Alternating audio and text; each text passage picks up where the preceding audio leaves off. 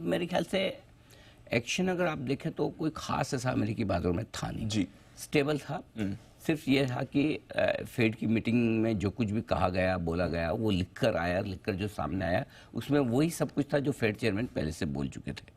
ऐसा नहीं कि कुछ नया आया। फेड चेयरमैन ने तब भी कहा था कि भाई महंगाई हमारी 2% की टारगेट रेट से काफ़ी ऊपर है, जब तक वो नीचे नहीं आएगी हमारा रुख थोड़ी सतर्कता का रहेगा, हमें ब्याज दरों पर लेकर थोड़ा सा चिंता रहनी है।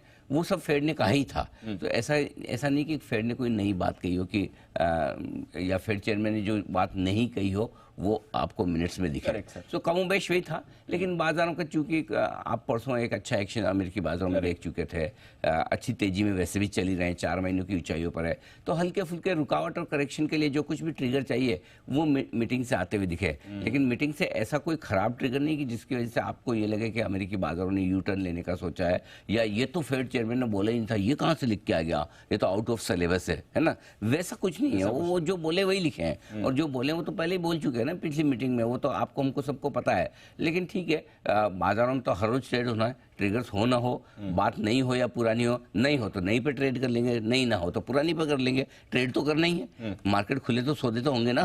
तो बस वही वाली बात है। तो अमेरिकी बाजारों ने मजे की बात दिखी दीप, अमेरिकी बाजारों का चार्ट अगर डाउ का दिखा पाए तो आप देखेंगे मतलब एकदम ऐसे वो सिंपल सी लाइन है। ये आपको छोटी मोटी पहाड़ियां दिख रही है ना, ये पहाड़ियां है नहीं। सोचो, देखो लेवल देखो, नीचे का लेवल 35,038 और ऊपर का 35,118, 100 पॉइंट की रेंज भी नहीं है। मतलब मुश्किल, हाँ 80 पॉइंट की रेंज में, मुश्किल से 100 पॉइंट की रेंज में डाउ ट्रेड करता हुआ दिखा। इससे आप अंदाजा लगा सकते हैं। और नेस्डेक में भी कमोवेश वैसे ही हाल था, बहुत छोटी सी रेंज में ट्रेड किया। तो कुल मिलाकर आपको ये समझना है अमेरिकी बाजारों से फेड ने क्या कहा, ब्याज दरों को लेकर क्या है, ये सब पास्ट है ना।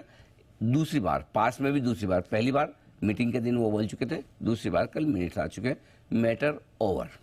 अब क्या, अब सिंपल सी चीज है कि अच्छी तेजी के बाद हल्का फुल्का करेक्शन, हल्का फुल्का कंसोलिडेशन। अब बढ़ेंगे हम आगे। कैसे बढ़ेंगे? डॉलर इंडेक्स और बॉन्ड यील्ड को देखकर। बॉन्ड यील्ड आपके स्टेबल है, कोई दिक्कत नहीं, वहाँ पर कोई किसी तरह का कोई बदलाव नहीं। डॉलर इंडेक्स आपका स्टेबल है, किसी तरह का कोई बदलाव नहीं, हल्का सा नीचे ही आया है। सो दोनों ही फैक्टर जिस पर आपको नज़र रखनी होती है वो आपके स्टेबल है। 4.41% के आसपास आपका अमेरिका का बॉन्ड यील्ड है और डॉलर इंडेक्स 103.50-60 के आसपास ट्रेड कर रहा है।